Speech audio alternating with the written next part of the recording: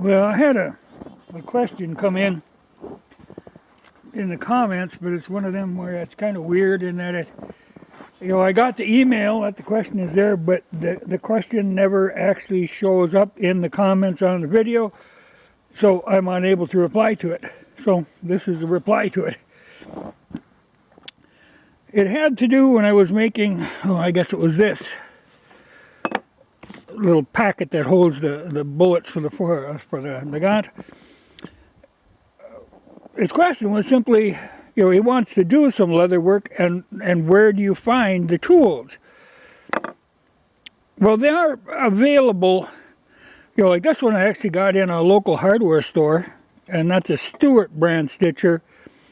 I use this one a lot because it's really well made. Now the ones like this are more common. You run across these in a lot of different places, but the one good place is Tandy Leather for a lot of this stuff. Sometimes the stuff at Tandy isn't like the best that you can get, but it's good enough, especially if you're just learning. And I tell you, one of these things, in that the back screws off and you can store the needles, it's got a wrench and room for spare needles. You can have a spool of thread right on it.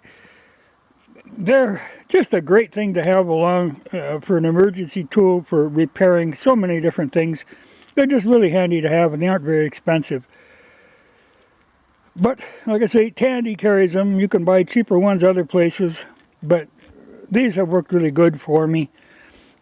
The Stewart I like a little better in that I can feed, rather than just using a spool in the back, I can feed off a big spool. So I tend to do it that way. It's a little heavier built, but like I said, that I was able to get in a local hardware store.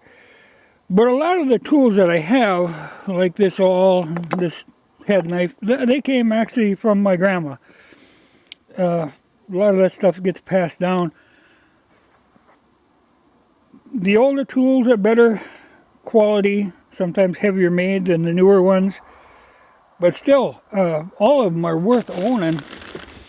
And he was asking about putting snaps on. This was the tool I was using to put the snaps on. Now, Tandy Leather sells them with the snaps and the tool, or you can buy them separately. But, they really were good. I've been very impressed with those. I've never had one of them go bad. They just work. But leathercraft is a really good hobby. You can get exactly what you want made the way you want it. And like I say, Tandy Leather, you can buy online. This is a different project I'm working on. But you can buy their gear and the leather and everything online from them if you aren't lucky enough to have a Tandy Leather where you live. I know the ones that we have here now, it's probably moved 10 times in the last 10 years. But it's well worth keeping track of wherever they are. I go in there and it's, like a kid in a toy store. I can always find stuff that I really like. And their prices are reasonable.